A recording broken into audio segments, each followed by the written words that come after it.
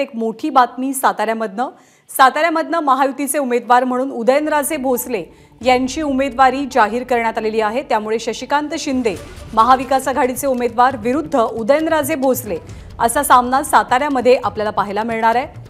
सुशांत सावंत आपल्या सोबत आहेत। सुशांत, अखेरीस उदयनराजेंचं नाव भाजपने जाहीर केलंय। नक्कीच ज्ञानाचं जर आपण बघितलं असेल तर साताऱ्यामधून उदयनराजे यांचं नाव जवळपास निश्चित सांगितलं जात होतं, मात्र अधिकृत घोषणा जी आहे ती झालेली नव्हती। मात्र आता थोड्याच वेळापूर्वी उदयनराजे हे आता भाजपचे साताऱ्याचे लोकसभेचे उमेदवार असणार आहेत। आपण जर पाहिलं असेल तर उदयनराजे यांनी याआधीच प्रचाराला सुरुवात केलेली आहे। मोठ्या प्रमाणात शक्ती प्रदर्शन देखील सातारा लोकसभेमध्ये उदयनराजेंनी केलं होतं। त्यानंतर उदयनराजे यांच्या नावाची घोषणा कधी होणार याची चर्चा रंगली होती। मात्र आता भाजपची जी यादी आली आहे त्यामध्ये महाराष्ट्रातून एकच नाव आलं आहे, ते म्हणजे सातारा लोकसभा मतदारसंघाचं, आणि त्यामध्ये छत्रपती उदयनराजे भोसले यांचं नाव आता जवळ निश्चित झालेलं आहे। त्यांच्या नावाची घोषणा देखील करण्यात आलेली आहे। आपण जर बघितलं असेल तर उदयनराजे येत्या 2 दिवसात उमेदवारी जो आहे तो भरणार आहेत आणि मोठ्या प्रमाणात त्यावेळी ते शक्ती प्रदर्शन करतील अशी देखील आपल्याला माहिती मिळते। सुशांत, एक प्रश्न मात्र कायम अनुत्तरित राहतो, तो म्हणजे इतका विलंब का? उदयनराजेंच्या नावाची जोरदार चर्चा होती, ते स्वतःही कॉन्फिडेंट होते, पण भाजपकडनं हे नाव जाहीर व्हायला इतका विलंब होण्याचं कारण काय?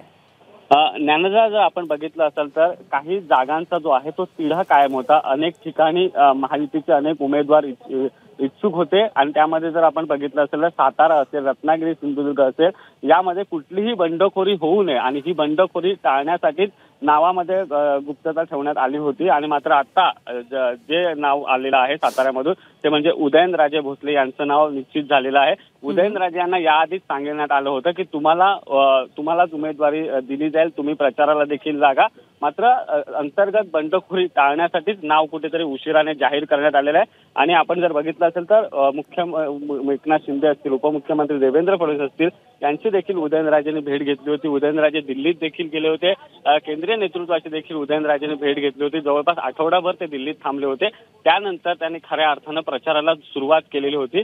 मात्र आता उदयनराजे यांचं नाव जवळपास निश्चित झालं आणि उदयनराजे यांच्या नावाची घोषणा देखील झालेली नाही। आणखी 3 महत्त्वाच्या जागा आहेत की ज्यांचे उमेदवार अजून जाहीर नाही झालेत, त्यामध्ये ठाणा आहे, नाशिक आहे, रत्नागिरी सिंधुदुर्ग मतदारसंघ आहे। इथल्या लढतीचं चित्र कधीपर्यंत स्पष्ट होण्याचा अंदाज व्यक्त होतोय?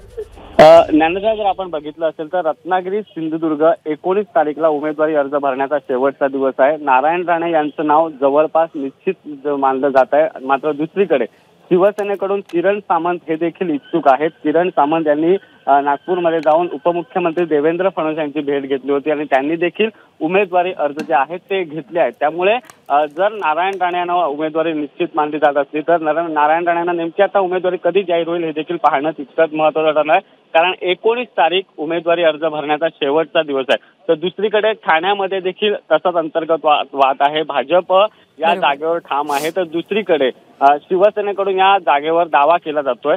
त्यामुळे या जागेचा देखील पेच सोडवणं अजून बाकी आहे।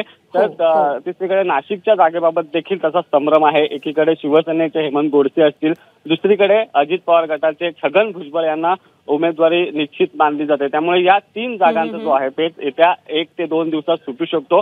याआधी रत्नागिरी सिंधुदुर्गचा सुटणार आहे, कारण 19 तारीख उमेदवारी अर्ज भरण्याचा शेवटचा दिवस आहे। त्यामुळे येत्या 1 ते 2 दिवसात तिथले उमेदवार घोषित केले जातील असा अंदाज आहे। धन्यवाद सुशांत या सगळ्या माहितीबद्दल। तर साताऱ्याच्या लढतीचं चित्र स्पष्ट झालंय, शशिकांत शिंदे विरुद्ध उदयनराजे भोसले अशी थेट लढत असेल। एबीपी माझा, उघडा डोळे बघा नीट।